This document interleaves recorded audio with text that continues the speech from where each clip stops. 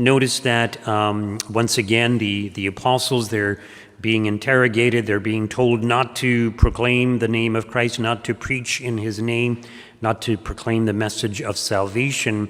And if you recall, they had wanted to kill them, just like they wanted to kill Jesus. But there's this Pharisee who intercedes on their behalf, Gamaliel, and he says, if this undertaking is from God, we might be opposing the will of God. If it's just of a man, well, it will fail of its own accord, just like previous individuals who had a following failed in their endeavors. And so they allowed him to go free, basically, but they want to discourage them from proclaiming the word, and so it mentions that they flogged them. In other words, they scourged them. And it's, quite a severe punishment, we could say. But notice the response of the apostles. As they left the council, the apostles rejoiced that they were considered worthy to suffer dishonor for the sake of the name. So they're going to be flogged. It's like horrible. But they rejoice in the fact that they're going to be suffering and considered worthy to suffer dishonor for the sake of the name, for the sake of Christ. And basically, they're rejoicing in their sufferings. And suffering is something that most of us don't like. When it comes to the saints, they learned to accept and embrace their sufferings because they understood that suffering was extremely beneficial. Their sufferings, united to the sufferings of Christ, would draw down God's graces not just upon themselves, but upon the entire world. And if you recall St. Paul, he rejoices in his sufferings, and St. Paul suffered a lot also. So what are some of the benefits of suffering? Well, suffering causes us to be more humble, which is good. We need to be humble. Suffering also causes us to be more virtuous because we have to be patient in the face of suffering. So we grow in the virtue of patience, which means it will help us to grow in all the other virtues also. The wonderful thing about the spiritual life, when we grow in one virtue, we grow in all of them. When we grow in a vice, we grow in all of them also. We're more likely to commit other sins also. So growing in virtue, growing in patience, in long suffering, but also the fact that we suffer enables us to appreciate more fully the sufferings of Christ, but it also helps us to be able to relate better to the sufferings of others. In other words, if I know what it's like to have a migraine headache, I can relate to somebody else who might be experiencing a migraine headache also. And finally, when we suffer, especially when we suffer for the sake of Christ, we are conformed or configured to become more like the suffering servant, like the suffering Christ. And so God showers us with an abundance of his graces, especially when we are suffering for the sake of the name, for the sake of the gospel.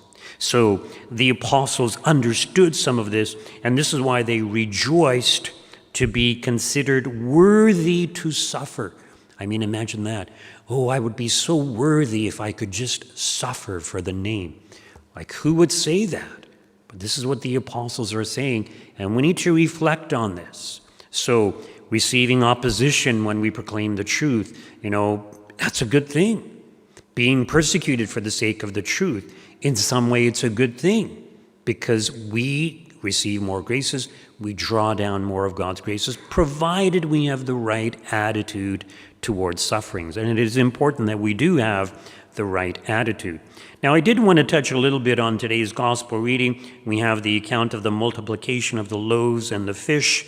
And of course, notice how it's connected to the Passover. It was close to the Passover. So Christ wants, the gospel writer, St. John, he wants us to make the connection that it's at the Passover meal that Christ will institute the Eucharist when he multiplies not bread and fish, but he multiplies his body and blood, making it available for all the apostles and ultimately for all of us.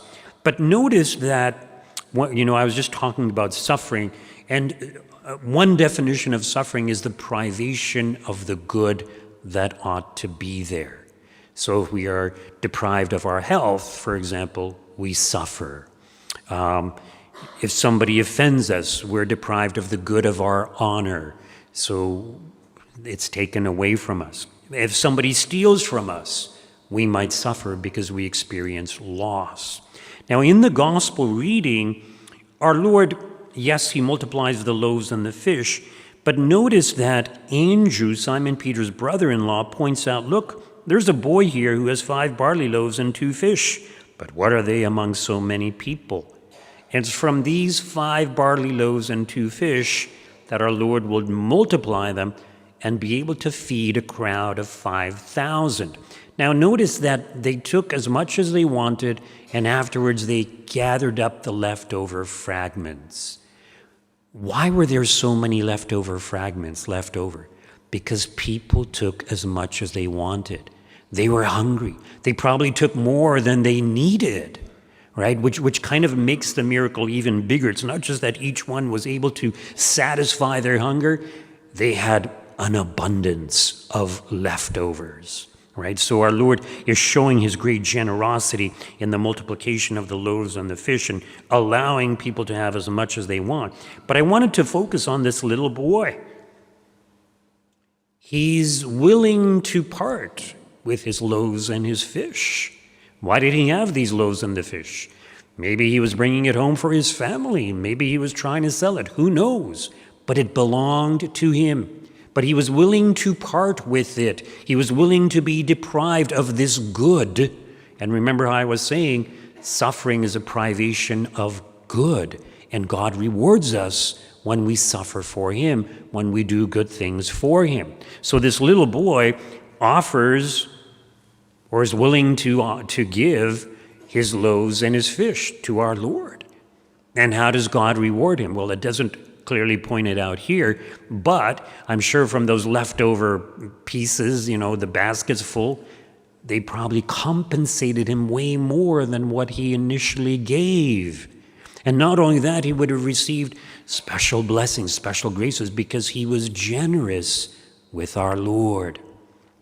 Now, just a reminder, today is Friday, and as you know, every Friday of the year, except when it's a solemnity, it's a day of abstinence or a day of penance. So ideally on Fridays we don't eat meat. If you have to eat meat for whatever reason, you can do some other form of self-denial.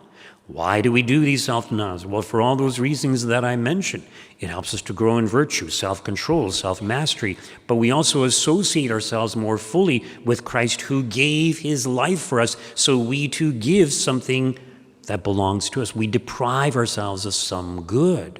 So if we want to obtain God's graces, if we want our prayers to be more effective, then let us also imitate this little boy in today's gospel reading. Let us be like the apostles who rejoiced to be considered worthy of suffering dishonor for the sake of the name.